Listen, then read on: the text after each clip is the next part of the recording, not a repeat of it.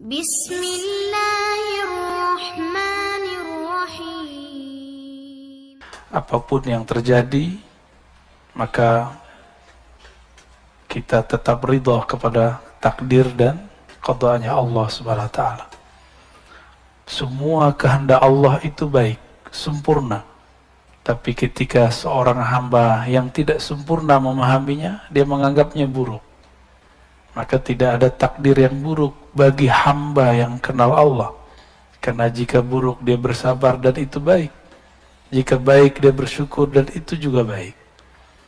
Maka takdir itu semuanya akan jadi netral jika seseorang mengenal siapa yang sedang mentakdirkan dia. Ini yang sering kita baca di hikam. Apapun masalahnya akan terasa mudah dan ringan jika kita mengenal siapa yang sedang menguji. Ya, semoga Allah memberikan kekuatan untuk kita semua, apapun persoalannya, apapun masalahnya. Masalah rumah tangga, pekerjaan, masalah hubungan dengan teman-temannya, dan lain sebagainya. Semoga Allah berikan kita as-sabar dan as-syukur. Syukur-syukur Allah berikan kita al-ikhlas. Karena ikhlas itu plong, nggak ada di situ lagi rasa beban. Orang ikhlas lebih tinggi dari sabar, karena sabar masih ada beban. Tapi kalau ikhlas tiada beban. Allahumma ja'alna minal mukhlisin al-mukhlasin. Amin ya rabbal alamin. Semoga hati kita bercahaya dengan surah Al-Fatihah. Alhamdulillah. Bismillahirrahmanirrahim. Iya, kenapa ya? Syaratul ladzina an'amta 'alaihim waladhdallin. Kita masuk ke hikah yang ke-60 ya. Sebentar. Qala Ibn Athaillah bisanadina al-muttasil ilayhi ma basaqat. Kelihatan ya, nomor 60. Anggap aja kayak baca Iqra. Ma basaqat aghsanu dhullin illa ala bidhri tama'in. Di sini ada kata kuncinya. Kata kuncinya pada dhul dan tama'. Tidak mungkin ada kehinaan kecuali karena ada ketamaan, ketamakan. Tamak. Jadi tamak bahasa Arab bisa positif, berarti keinginan, bisa negatif, berarti keinginan yang berlebihan. Di dalam surat As-Sajdah ada kalimat wa tama'a, itu berarti berharap. Dan tidak masalah kalimat itu, tapi dalam istilah Al-Quran itu lebih umum daripada istilah bahasa hadis ataupun bahasa harian. Contohnya di Quran ada lafaz dabbah, pernah dengar? Wa ma min dabbatin fil ard illa 'ala Allahi rizquha. Tidak adalah satu binatang melata atau hewan melata ataupun manusia yang berjalan di muka bumi kecuali Allah jamin rezekinya. Kata dabah artinya semua yang jalan di bumi. Tapi orang Arab tidak pernah menggunakan istilah ini untuk temannya. Hei dabah gitu. Karena dabah artinya binatang yang berjalan. Kapan kehinaan akan muncul? Ketika ketamaan bersemi di dalam diri. Ya, ala bidhri tama'in. Jika ini disemaikan ketamaan. Enggak dibersihkan, justru malah disemaikan. Nah, ini yang kemudian jadi catatan Imam Ibn Athaillah As-Sakandari, jangan pernah sama sekali merawat ketamaan. Sifat tamak jangan dirawat, itu maksudnya. Tamak itu sifat dari hewan ternak. Makanya hewan ternak itu hina. Tapi sehina-hinanya hewan ternak seperti babi. Babi tidak pernah mengingkari takdirnya ketika dia tidur di kotorannya sendiri. Pernah nggak babi mengingkari takdirnya? Tidur di kotorannya sendiri, bahkan nggak ada makanan dia makan kotorannya sendiri. Itu babi pernah protes nggak? Jadi kita ini untuk masalah takdir kalah sama babi. Itu perkataan Imam Sya'rani. Anjing, kata Imam Sya'rani, anjing itu galak tapi tidak tamak. Kata beliau, guruku salah satunya adalah si guguk alias anjing. Maksudnya apa? Saya bingung. Karena dalam pikiran alam bawah sadar orang Indonesia khususnya, anjing itu najis karena mazhab Syafi'i. Tapi ternyata di mazhab Maliki tidak. Di mazhab Maliki anjing tidak najis. Kata Imam Sya'rani, lihatlah apabila anjing makan, itu dia kalau sudah kenyang, walaupun dagingnya masih banyak, daging yang dia santap masih banyak, dia tinggalkan. Dia nggak bawa tabungan buat besok gitu, bekal buat besok. Ada nggak anjing begitu? Maka segalak-galaknya anjing, anjing tidak tamak. Kita sudahlah galak, emosional, rakus, tamak lagi. Nauzubillah min dzalik. Semoga Allah menyembuhkan ketamaan di dalam diri kita semua. Amin ya rabbal alamin.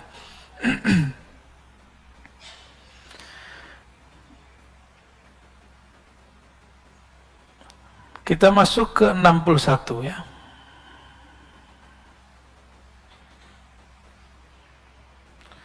Ma qadaka syai'un mislul wahmi. Ma qadaka syai'un mislul wahmi. Tidak adalah yang mengikatmu, lifestyle, gaya hidup. Ini mainnya di sini. Ya. Ma, tidaklah, qadaka, mengkaitkanmu, menarikmu, syai'un, sesuatu pun, mislul waham, yang lebih deras, lebih kuat daripada waham. Waham itu apa? Nah, ini kalau kita buat ilustrasinya, yakin. Yakin itu udah paling tinggi.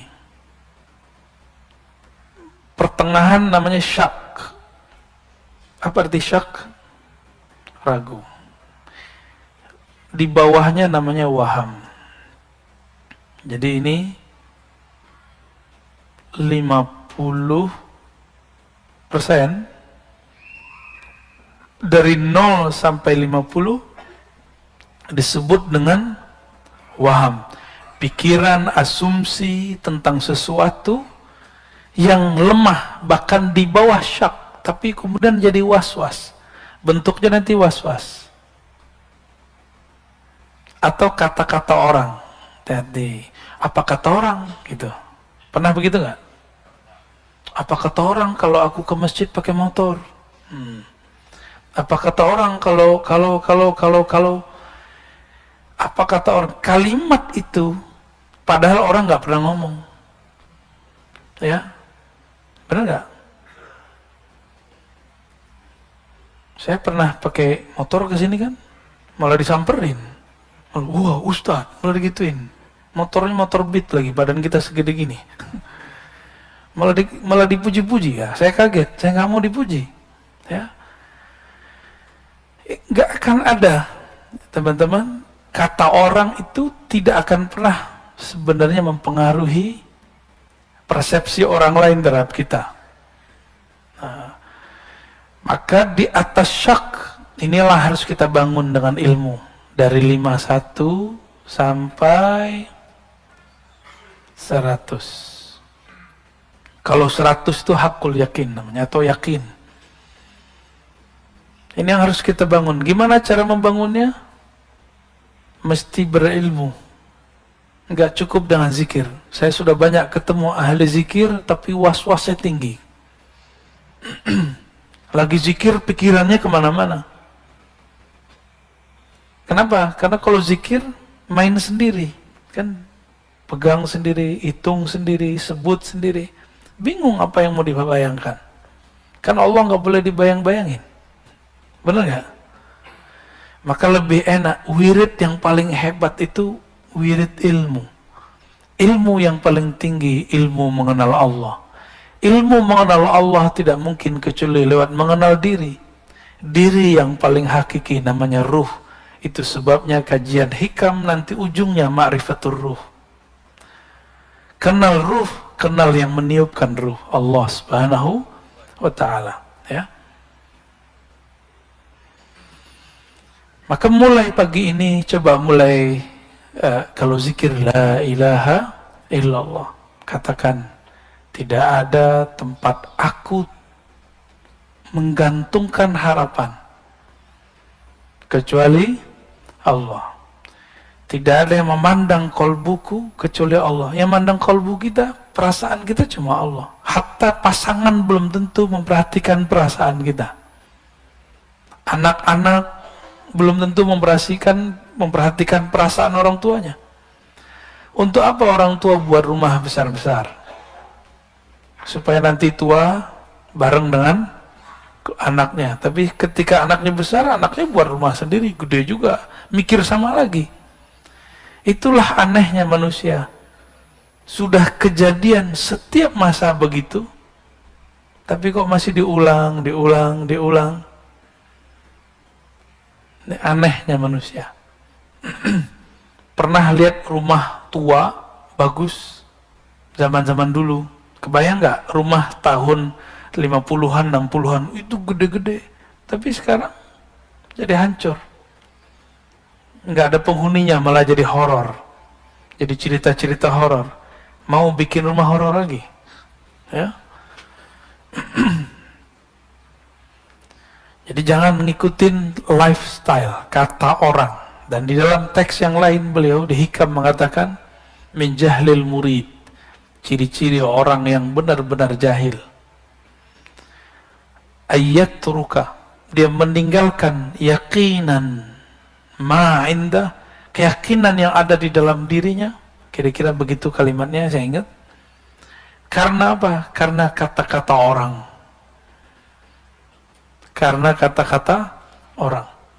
Apa yang membuat public figure di Korea Selatan bunuh diri? Karena nggak tahan dihujat di sosial media. Karena kolbunya menggantung kepada wahamnya. Nah, waham ini hanya bisa dihancurkan dengan kalimat la ilaha illallah dan Allah. Allah itu diulang terus di kolbu. Maka perlu talqin zikir di situ. Carilah mursyid-mursyid, ya, yang bisa mentalkinkan zikir. Semoga Allah membersihkan kolbu kita dari waham, ya. Dan saya dari dulu mengatakan cari di luar, karena saya tidak terima bayat. Meskipun sesekali saya terima talqin, cuma itu tergantung mood.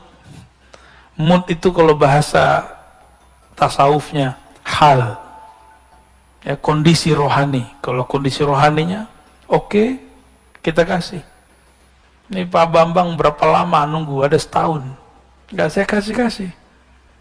Tahu-tahu lagi nggak ada mengapa-ngapain, kita talqin dan dia merasakan nikmatnya, ya. Antum sholat, yang bisa merusak sholat itu waham. Waham itu yang nanti melahirkan khayal. Khayalan ini yang mengganggu pikiran dalam sholat. Sholat, tapi kepikiran, motor dikunci apa enggak? Mobil dikunci apa enggak? Itu dari waham. Ya, setannya ada tuh. Setan khusus, kalau di wudu namanya walahan. Kalau ini namanya ada lagi namanya, ya saya lupa, ada 7 nama iblis. Kalau sekarang boleh disebut iblis berbintang 4. Jadi ada 7 tuh iblisnya. Ada iblis yang adu domba, saut namanya. Ada iblis yang membuat suami istri, teman dengan teman, kelompok dengan kelompok, majelis dengan majelis berselisih. Itu namanya dasim. Ada rumah tangga kacau, itu dasim bekerja. Ada jamaah berselisih, itu Dasim bekerja. Mohon maaf, pengurus masjid tengkar, itu Dasim bekerja. Maka mengurusi masjid harus dengan prinsip ta'awuz. A'udzubillah minasyaitonir rajim. Pasti banyak kata-kata orang. Dan jangan terganggu dengan kata-kata orang. Ya. Yang mengizinkan orang itu berkata-kata siapa? Ridho nggak kepada Allah? Maka jangan pandang dia, pandanglah yang menggerakkannya, Allah Subhanahu wa ta'ala. Ini modal saya menjalani hidup. Maka wajar Allah itu, dalam hadis Nabi SAW menyebutkan iman itu 6 rukunnya, dan kalimat percaya hanya dizahirkan di hadis yang nomor pertama dan nomor ke-6.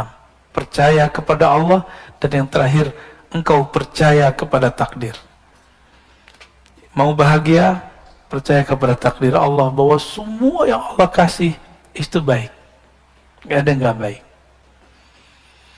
Ketika Rasulullah SAW dilempari oleh orang Taif, Rasulullah mengeluh gak takdirnya? Nah, Rasulullah ngeluh gak, curhat gak ke Jibril? Curhat ke Jibril? Curhat ke Abu Bakar? Enggak. Abu Bakar melihat Nabi berdarah-darah nangis. Abu Bakar luka, tapi dia nggak merasa sakit. Dia sakit ketika kasihnya disakiti. Dia sakit karena nabinya disakiti. Dia sedih ketika gurunya, sang maha gurunya bersedih. Tapi Nabi SAW tidak bersedih. Datang Jibril menawarkan bantuan. Kata Nabi, aku tidak butuh engkau, wahai Jibril. Urus tugasmu. Siapa yang nyuruh kamu turun? Nggak ada. Balik. Disuruh pulang Jibril oleh Rasulullah. Itu Jibril kalau mau tinggal kepakin sawab.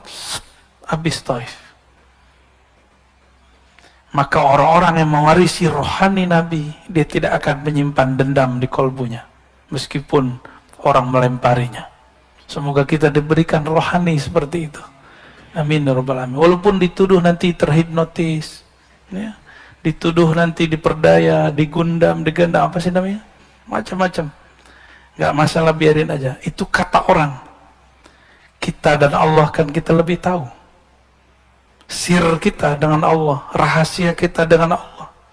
Maka antum harus punya wirid, punya zikir khusus yang menjaga hubungan kita dengan Allah. Maka kita tahu, Allah nggak begitu kok kepada saya. Ingat-ingat kalau zikirnya enak, ingat-ingat kalau nikmatnya banyak. Maka kita katakan, apapun kata mereka, aku dan Allah, aku lebih tahu. Ya, kira-kira seperti itu. 62. Anta hurrun mimma anta anhu ayisun. Engkau hur. Apa arti hur? Hur itu artinya merdeka. Engkau akan merdeka. Engkau akan bahagia. Engkau akan leluasa. Engkau akan santai. Mimma anta anhu ayisun. Yang mana engkau ayisun anhu, engkau berlepas harapmu darinya. Maka orang-orang yang diperbudak oleh dunia, ketika dia ada harapan ke si dunia, dunia itu ada harta, ada pasangan, ada anak, ada popularitas, apalagi ada pujian, pengen dipuji, takut dibenci, itu semua dunia. Putuskan hubunganmu dengan semua itu dari batinnya, maka engkau bahagia. Anta hurrun. Jadi kalau antum nggak kuat dengerin kata-kata orang di sosial media, tutup sosial medianya. Tapi kalau kuat, biarin aja. Badai pasti berlalu. Rasulullah SAW kuat nggak dicaci maki oleh orang-orang kafir Quraisy. Apa kata orang kafir Quraisy? Rasulullah itu majnun. Majnun, ya. Kita tulis. Majnun ini bahasa yang menghina sekali. Gila, ketutup akalnya. Sahirun. Jadi masih mending saya dituduh dihipnotis, Rasulullah dituduh penyihir. Ya, sahirum mubin. Rasulullah itu penyihir yang nyata. Maka pewaris Rasulullah di setiap masa pasti nanti akan dituduh hal yang serupa. Sallallahu alaihi wasallam. Maka siapa saja yang mewarisi kerohanian Nabi akan juga mewarisi ujiannya Nabi. Al-ulama warasatul anbiya. Ulama yang takut kepada Allah, bukan yang pintar baca kitab, bukan yang bergelar. Al-ulama dalam Al-Quran yang takut kepada Allah, yang kenal Allah. Warasatul anbiya, akan mewarisi para nabi. Maka Nabi mengatakan asyaddun nas balaan, manusia yang paling banyak diuji al-anbiya, summal ladzina yalunahum, summal ladzina yalunahum. Di riwayat kedua summal amsal, summal amsal. Yang paling banyak diuji dan yang paling keras goncangannya adalah para nabi, lalu pewaris para nabi, lalu pewaris gitu. Siap berjuang. Ahlul Badar disebut apa? Disebut orang jobless, nyusahin orang. Ansor itu Abu Hurairah dituduh budak perut, budak makan. Karena Abu Hurairah ini kalau diundang makan, doyan makan. Dia nggak ngerti kehidupan santri. Abu Hurairah ini kan santri Rasul. Ada yang pernah nyantri? Pernah tinggal di asrama, giliran ada yang ngundang, gimana? Mahasiswa deh. Mahasiswa ngekos, giliran ada yang ngundang, makan gimana? Balas dendam, perbaikan gizi. Ya benar, perbaikan gizi. Salah nggak Abu Hurairah makan banyak? Nggak salah. Justru yang ngundang seneng. Abu Hurairah santri Rasulullah makannya banyak. Alhamdulillah. Ya. Malah saya dulu kalau diundang oleh orang-orang yang ngundang saya makan tuh, kalau makan dikit malah dimarahin. Kamu nggak senang sama saya ya? Jadi kayak repot kita Pak. Kita disiksa dengan banyak makan. Nabi disebut sahirun, Nabi disebut majnun. Nah, ketika kita lihat Nabi di kolbunya masih ada nggak sisi nafsiyahnya? Ini ngecek diri kita masih dominan nggak sisi ego? Bahasa Arabnya nafsiyah. Kalau kita tulis nafsiyah,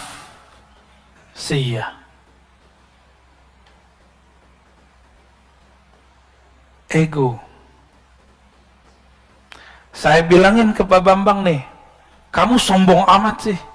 Kalau dia tersinggung, berarti nafsiyahnya hidup. Ini yang menutupi dirinya. Tapi kalau dia datang, Buya, Ustadz, Pak, kalau emang saya sombong, maafin saya. Berarti nafsiyahnya beres. Saya bilang ke Bapak nih, kamu nih otaknya otak setan. Kalau tersinggung beneran itu. Beneran setan tuh. Tapi kalau kemudian Tuan Guru, kalau betul dalam diri saya ada sisi syaitaniyah, tolong dibenerin. Gitu.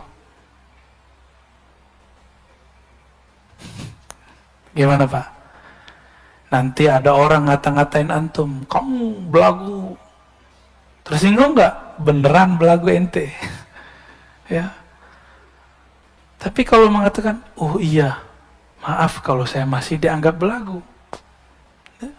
Kita ini kan beda-beda tradisi Pak semua. Di kampungnya Bapak, di mana kampungnya Pak? Kediri, orang Jawa Timur, beda adab dengan orang Sunda. Beda adab dengan orang Madura. Beda adab dengan orang Betawi, beda adab dengan orang Padang. Di kampung saya dulu Pak, sekarang udah mulai baik. Cium tangan tuh nggak ada. Adanya cium, cium pipi. Maunya. Nggak ada cium tangan sama guru, nggak ada. Saya kesini, saya lihat orang cium tangan sama guru fisika, guru bahasa Inggris. Saya berpikirlah, masa cium tangan guru fisika, guru bahasa Inggris, tapi saya nggak cium tangan mana guru hadis saya. Maka 3 tahun lamanya, hampir sekitar itu, saya nggak cium tangan mulia guru saya, Syekhna Ali Mustafa Yaakob. Setelah itu kemudian baca satu kitab Ar-Rukhsah fi Taqbilil Yad. Lalu baca juga beberapa hadis, ada di Sunan Nasai, jangankan tangan, kaki pun dicium. Hadisnya sahih. Maka kemudian mulailah saya mencium, dan grogi juga sih nyium tangannya, dan kaku gitu. Dan ini bedanya, karena saya orang Sumatera, itu tangan guru yang saya tarik. Benar ya? Tuh antum tuh. Tapi apakah itu su'ul adab? Untuk orang yang nggak ngerti, nggak disebut su'ul adab, nggak disebut buruk adab, karena dia nggak ngerti. Tapi kalau dia ngerti, kepalanya yang turun. Kalau sudah nyantri, mereka ketahuan nih, ini bukan santri nih ya. Kalau bukan santri, tangan gurunya ditarik. Kalau santri, kepalanya yang turun. Itu bedanya Pak. Bapak disebut sesat, ahli bid'ah, marah gak? Jangan marah. Saya ngaji ya biar nggak jadi sesat, biar nggak bid'ah, kira-kira begitu. Kita perbaiki. Kalau ada orang beda faham, itu urusan dia. Ya. Ini ngecek nafsiyah, punya ego yang masih nyala nggak di dalam diri. Nah, ego ini ada ego ternak, binatang ternak. Apa egonya? Serakah, rakus, tamak. Ada ego buas, emosi. Kalau ada emosi, agak cerdas sedikit, ngadu domba orang. Maka coba lihat ya, di banyak majelis itu ada aja yang ngadu domba ya. Dan kita jangan terpancing. Kalau kita terpancing, berarti ego kita sama jeleknya dengan ego dia. Belum namanya an-nafs al-mutmainnah. Jadi nafs ini ada 7 tingkatannya, masih ingat? Ingat gak?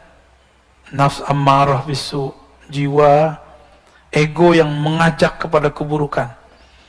Terus yang kedua, lawamah, yang dia mencela dirinya kalau salah, atau selesai melakukan sesuatu dia cela dirinya. Yang ketiga mulhamah, mut-mutan, kadang baik kadang buruk. Dan yang keempat baru dan mutmainnah, ini orang egonya sudah stabil, dia tidak akan menyalahkan orang yang menuduh dia apa-apa ya. Mutmainnah itu nggak menyimpan benci lagi dalam dirinya ya. Bisa begitu nggak? Mulai-mulai ya, belajar kita, sama-sama belajar. Saya pun masih belajar. Wa abdun, engkau itu akan menjadi budak. Abdun, budak. Lima anta lahu tami'un, engkau budak terhadap sesuatu yang engkau rakus terhadapnya, engkau tamak terhadapnya. Semua kita tamak, pengen punya duit banyak, benar nggak? Benar? Jujur aja lah, bilang iya. Sama kita berarti ya. Tapi dengan belajar hikam, direm dikit, sedikit, sedikit, sedikit. Buktinya apa? Kita untuk mendapatkan harta, kita bekerja, berangkat pagi, pulang sore. Bahkan ada yang pulangnya besoknya lagi, sore, pagi besoknya. Kenapa? Karena tawami'un, menginginkan dapat dunia. Antum kira teman-teman yang menghibur kita di TV, selebriti, para artis, komedian itu bahagia? Belum tentu dia bahagia. Walaupun dia bisa bikin orang ketawa, bisa jadi dalam dirinya ada masalah yang sangat banyak. Tapi hebatnya komedian itu, dia masih bisa menghibur kita walaupun dirinya bermasalah. Kalah kita, Pak.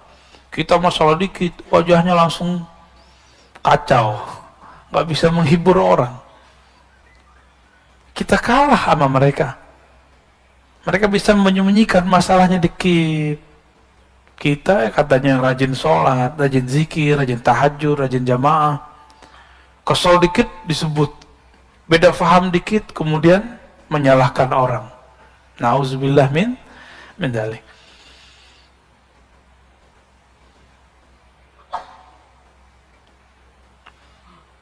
Oke, kita lanjut ya.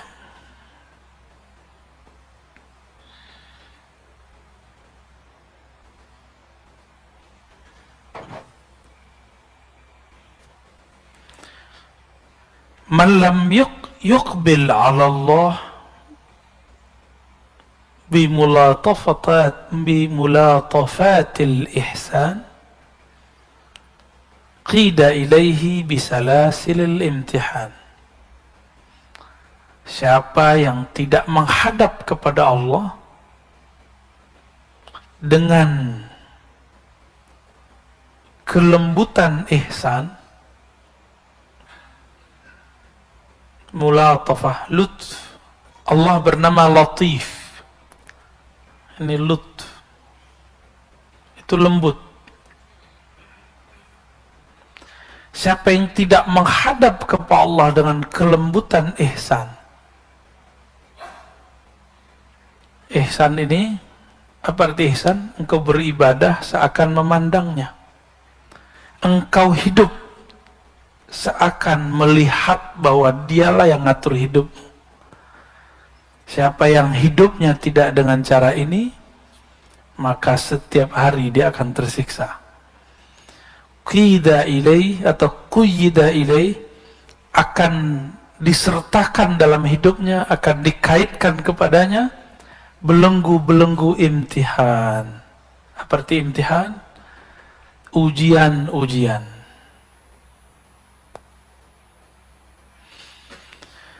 Orang yang merasa diuji terus, dapat bencana terus, dapat cobaan terus. Kenapa? Karena memandang Allah tidak dengan kacamata ihsan. Jadi mulai pagi ini coba berpikir, apapun yang terjadi padaku itu adalah kebaikan-kebaikan Allah. Mungkin kita ini kurang penyabar, maka dilatih sabar dengan ujian.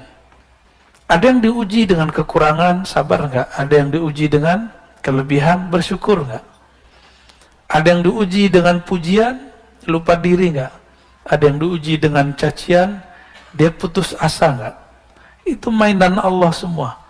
Jika dia memandang ini mainannya Allah, aturannya Allah, Rabbul Alamin yang ngatur alam semesta, maka belenggu-belenggu cobaan pun terasa tidak membelenggu. Ya, justru dia merasakan itu cubitan-cubitan dari Sang Maha Kekasih, Allah Subhanahu wa Ta'ala. Pengen nggak dicubit kekasih, Pak? Kangen nggak masa-masa dulu? Kangen ya, masa-masa awal nikah dulu dicubit kayaknya dibalas pakai bibir ya nggak? Kalau sekarang udah dipelukin tolak, bau, gitu ya? Enggak gitu, alhamdulillah, berhasil berarti Pak.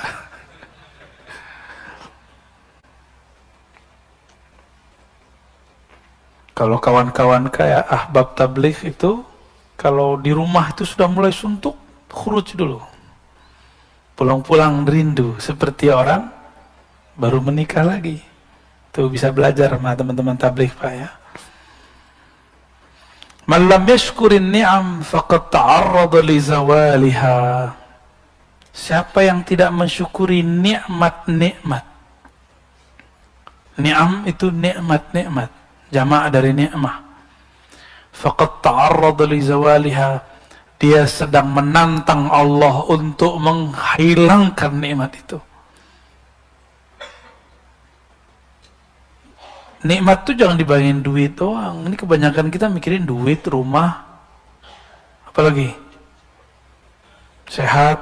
Enggak, semuanya. Apa aja. Ilmu ini nikmat gak? Nikmat gak?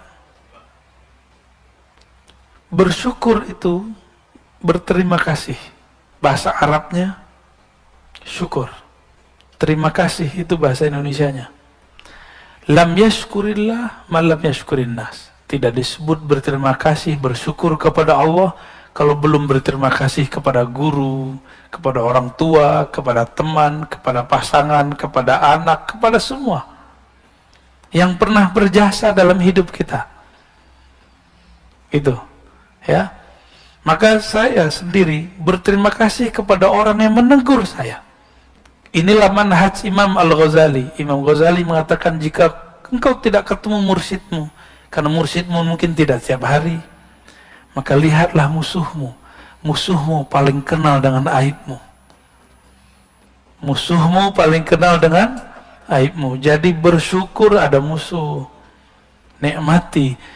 Musuh itu adalah lisannya guru yang agak galak. Ya.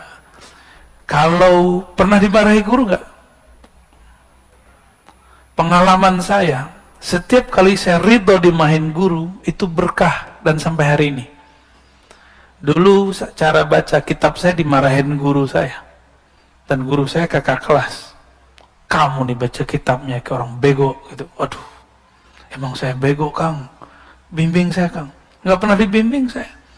Tapi besok ujurumiyah khatam dari maghrib sampai isya. Ulang lagi, diulang begitu. Efeknya ilmu gramatikal menjadi hafal. Karena ada yang bilang saya bego. Tuh, nikmat nggak? Coba nggak ada kakak kelas saya ngomong begitu dulu. Alhamdulillah. Dulu ada yang nyindir saya. Kalau ada di pesantren ini nggak cium tangan kiai kita, berarti orang sombong. Kan kita nggak ngerasa sombong, cuek aja. Ternyata yang maksud saya.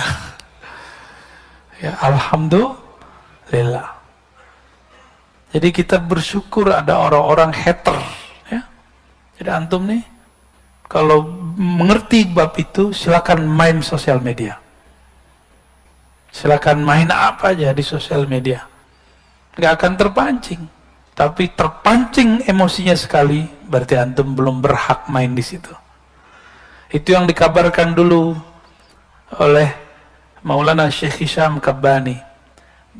Nanti beberapa tahun ke depan akan muncul sosial media. Beliau menyarankan murid-muridnya tidak sibuk main itu. Karena nanti orang tengkar tanpa melihat. Orang berprasangka tanpa tabayun. Benar nggak sekarang? Cukup dapat postingan kawannya, dia kemudian posting ulang. Dia cuma dengar dari selentingan dari kawannya, dia ulang. Hatta sekelas ulama pun begitu. Gimana awamnya? Gimana masyarakat umumnya? Ini akhir zaman. Mohon dimaklumi. Ya. Itu yang dikalamkan dulu oleh Maulana Syekh Hisham Kabbani, ya, murid Syekh Nazim. Wa man syakaraha, siapa yang mensyukurinya, mensyukuri nikmat, termasuk nikmat ditegur orang, nikmat dibenci orang, bahkan nikmat dipuji orang. Bahwa nikmat ini siapa yang ngasih? Allah. Jadi ketika ada orang muji kita, anggap saja itu reward sebelum nanti di akhirat.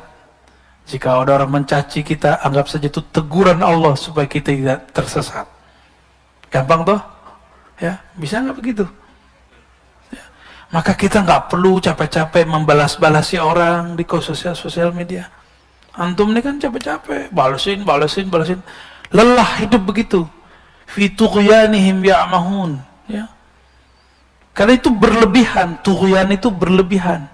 Ya'mahun, akan terombang-ambing, gelisah setiap hari. Coba hentikanlah. Kalau ego belum beres, hentikan dulu itu. Ya. Nabi Sulaiman punya harta yang sangat banyak. Apakah merusak kalbunya? Karena nafsiyahnya sudah beres. Nabi Isa, Nabi paling miskin, padahal paling sakti. Selain Nabi Muhammad, yang paling sakti Nabi Isa, Nabi Musa. Nabi Musa belah laut. Nabi Isa orang matinya hidup. Tapi Nabi paling miskin. Tapi beliau berubah nggak suasana kalbunya kepada Allah? Nggak pernah berubah. Paham maksud saya? Nah, Nabi Muhammad tuh diberikan dua itu sekaligus. Kadang susah, kadang senang, dan itu tidak merubah beliau. Kadang dipuja-puji, kadang dicaci maki, dan itu biasa. Kadang beliau banyak pengikut, kadang tidak. Nah, waman syakaraha, siapa yang mensyukuri nikmat-nikmat tadi, faqad qayyadaha bi'iqaliha, dia telah mengikat nikmat itu bi'iqaliha, dengan kaitannya. Apa tali ikatan yang paling kuat untuk nikmat? Namanya tali syukur. Jadi syukur itu pengikat. Banyak orang berpikir memberi itu menghabiskan uang, menghabiskan dana, menghabiskan harta. Enggak. Tergantung nih. Jadi ada yang ngeluh, Ustadz, saya bersedekah tapi duit saya berkurang. Ya iyalah. Benar nggak? Waras gente. Bukan gitu maksudnya. Katanya berkah. Nah, dia lupa. Keberkahan itu nggak mesti dibalasi dengan angka. Saya sangat banyak melihat orang yang hari-harinya suka berbagi. Allah berikan kenikmatan bahagia dalam dirinya. Orang bahagia itu meskipun terlihat renta, terlihat kayaknya lemah, tapi batinnya bahagia. Kebahagiaan itu nggak bisa dibeli. Antum pergi kemana aja, ada gedung tertinggi di Abu Dhabi, Dubai, naik aja, belum tentu bahagia, paling ketakutan. Ya, Allahumma sholli ala Muhammad.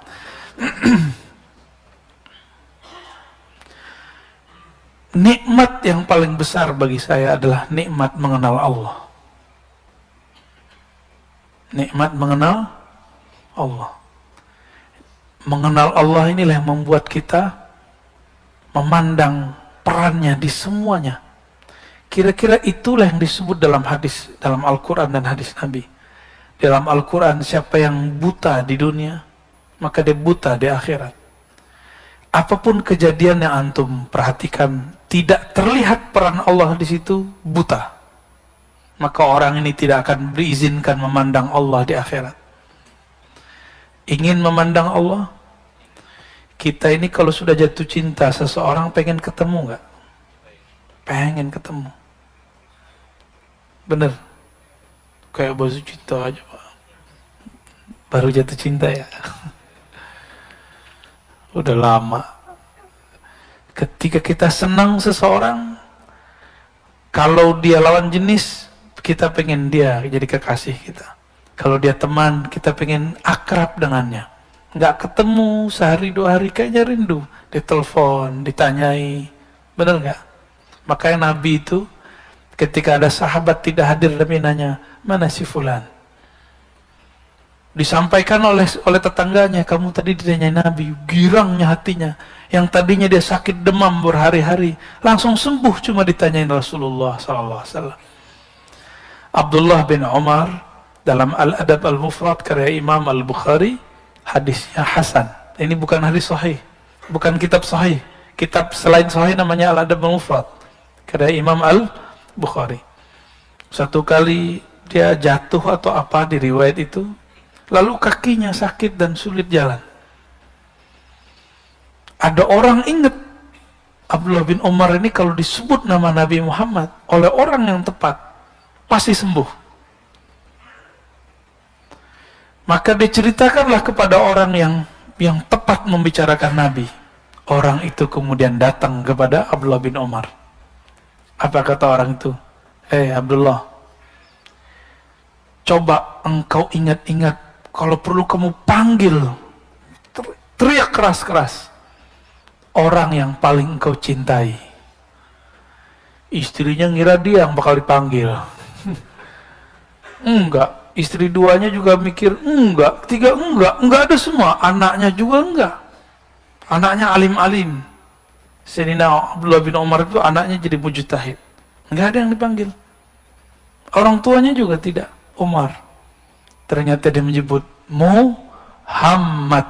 Langsung badannya bergetar, jantungnya kemudian kuat lagi, langsung berdiri. Sehat ke masjid besoknya. Kita disebut nama Nabi Muhammad SAW, gak ada efeknya. Betapa kerasnya kolbu ini. Berarti kita belum kenal Rasulullah SAW. Kullul qulub ilal habibi tamilu. Setiap hati orang yang punya kolbu kepada kekasihnya pasti cenderung, pasti kangen, pasti rindu. Apakah ciri rindunya? Disebut nama kekasih, matanya berlinang-linang, hatinya rindu, bulu romanya merinding. Disebut Rasulullah Sallallahu Alaihi Wasallam. Maka apapun yang terjadi pada kita, obatnya cuma Rasulullah. Muncullah kemudian oleh ulama kita, dapat ilham mereka. Bersebutlah salawat tibbil qulub. Allahumma salli ala Sayyidina Muhammad. Tibbil qulub. Tibbil qulub dulu, jangan jasad dulu, qulub dulu. Ya Allah, sampaikan salam kami kepada penawar penyakit kolbu kami, pelipur lara sedih kami, Rasulullah SAW. Tibbil qulub wa dawaiha, penyembuh kolbu, penawar penyakit kolbu. Wa dawaiha, sedih, senang, sakit, kesal, emosi.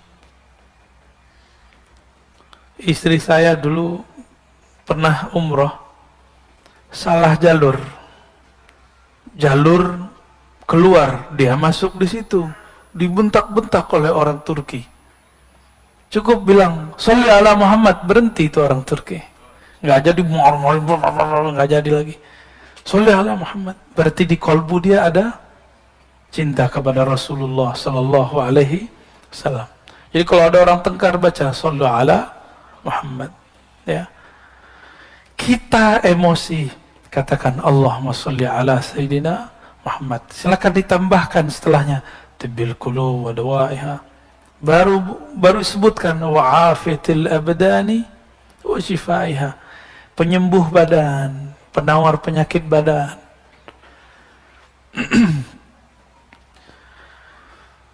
Nah, nikmat ini harus kita syukuri. Saya mau tanya Bapak Ibu Saudara mukan Allah, ini yang saya sampaikan sejak awal saya ngajar di kampus, di pesantren, di mana. Negeri ini dapat keberkahan, diizinkan Allah buka majelis sekarang di mana-mana. Malah lebih longgar di perkotaan daripada di daerah. Ini nikmat bukan? Bisa bersyukur. Coba kurangi hujatan. Menghujat wali kota kah, gubernur kah? Pernahkah mendoakan mereka? Kalau orang salah, didoain baik atau didoain buruk? Antum salik ilallah, orang yang sedang suluk kepada Allah. Tapi kecuali antum politisi, kalau ada yang salah di antara pemimpin, apa yang dilakukan?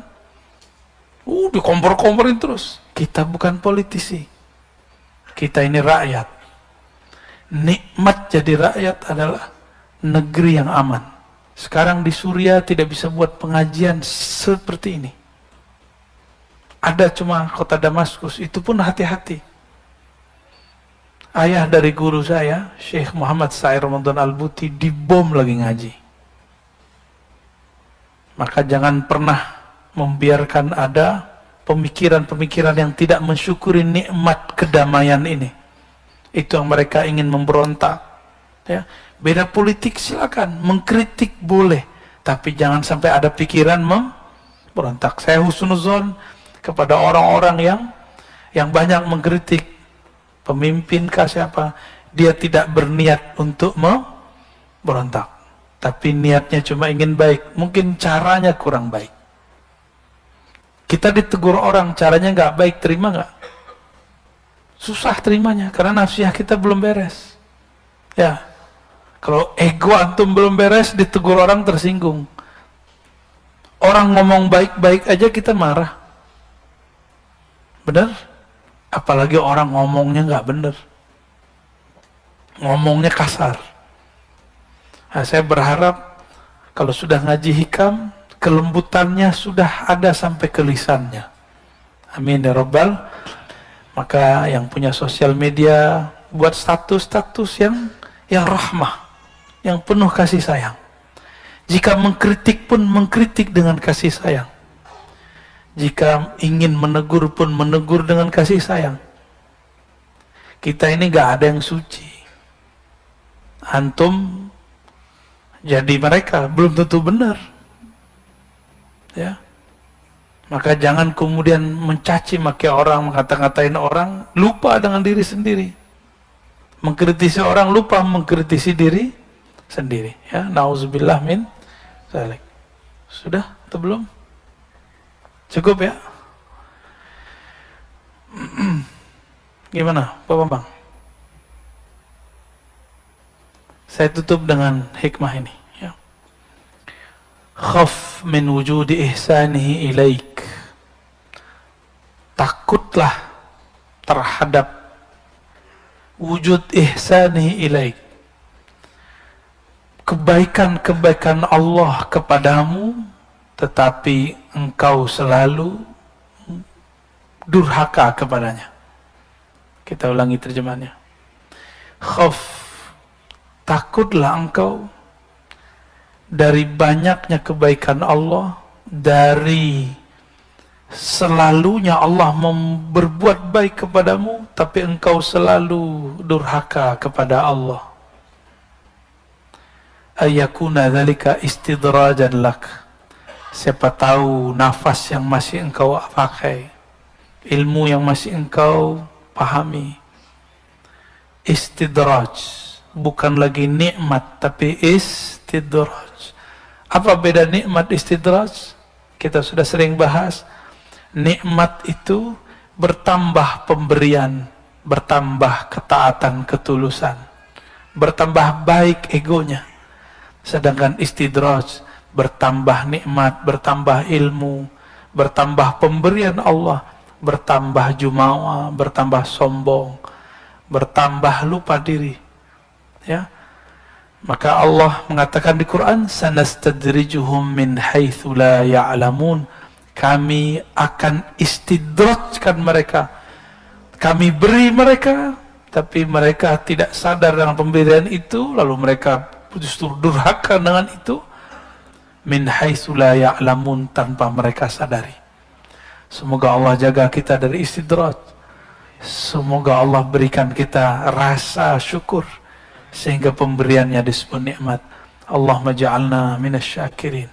Ya Allah ya Syakur, salli ala Sayyidina Muhammad Sayyidis Syakirin.